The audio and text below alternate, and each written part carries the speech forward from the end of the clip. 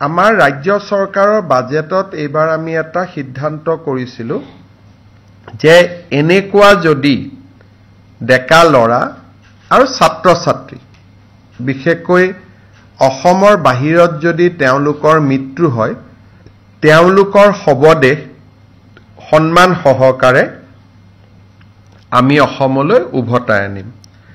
আজি ৰাজ্য চৰকাৰৰ কেবিনেটে শ্ৰদ্ধাঞ্জলি নামে এখন আঁচনিৰ অনুমোদন জনায়।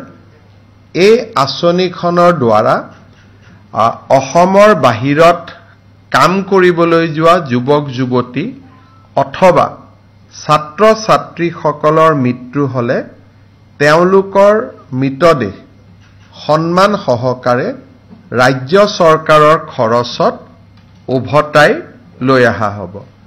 অৱশ্যে হস্পিটালত ট্ৰিটমেণ্টৰ কাৰণে যি ট্ৰিটমেণ্ট কৰিব যায় তেনেকুৱা ধৰণে ৰোগীৰ মৃত্যু হলে এই আঁচনিখনৰ সুবিধা নাপাব। এই আঁচনিখন অসম আৰক্ষীৰ স্পেচিয়েল ব্ৰাঞ্চে চোৱা চিতা কৰিব। এই বছৰ আমি আঁচনিখন নোহোৱাকৈ প্ৰায় 15টা এনেকে মৃত শৰীৰ অসমলৈ উভতাই আনিছিলো, কিন্তু এতিয়া 112 নম্বৰত গাৰ্জেনে ফোন কৰি দিলে SBয়ে ডিটেইলছ গ্ৰহণ কৰিব আৰু স্পেচিয়েল ব্ৰাঞ্চৰ এজন DIGৰ এই দায়িত্ব থাকিব।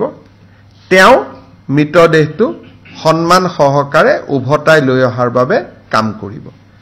এই শ্ৰদ্ধাঞ্জলি নামৰ আঁচনিখন যিখন আমি অসম চৰকাৰৰ এই বছৰৰ বাজেটত আমি উল্লেখ কৰিছিলো তাক আজি কেবিনেটে অনুমোদন জনায়। আমাৰ ৰাজ্য চৰকাৰৰ বাজেটত এইবাৰ আমি এটা সিদ্ধান্ত কৰিছিলো যে এনেকুৱা যদি ডেকা লৰা আৰু ছাত্ৰ ছাত্ৰী বিশেষকৈ অসমৰ বাহিৰত যদি তেওঁলোকৰ মৃত্যু হয় তেওঁলোকৰ শৱদেহ সন্মান সহকাৰে আমি অসমলৈ উভতাই আনিম। আজি ৰাজ্য চৰকাৰৰ কেবিনেটে শ্ৰদ্ধাঞ্জলি নামে এখন আঁচনিৰ অনুমোদন জনায়। এই আঁচনিখনৰ দ্বাৰা অসমৰ বাহিৰত কাম কৰিবলৈ যোৱা যুৱক যুৱতী অথবা ছাত্ৰ ছাত্ৰীসকলৰ মৃত্যু হলে তেওঁলোকৰ মৃতদেহ সন্মান সহকাৰে ৰাজ্য চৰকাৰৰ খৰচত উভতাই লৈ অহা হ'ব। অৱশ্যে হস্পিটালত ট্ৰিটমেণ্টৰ কাৰণে যি ট্ৰিটমেণ্ট কৰিব যায় তেনেকুৱা ধৰণে ৰোগীৰ মৃত্যু হলে এই আঁচনিখনৰ সুবিধা নাপাব। এই আঁচনিখন অসম আৰক্ষীৰ স্পেচিয়েল ব্ৰাঞ্চে চোৱা চিতা কৰিব।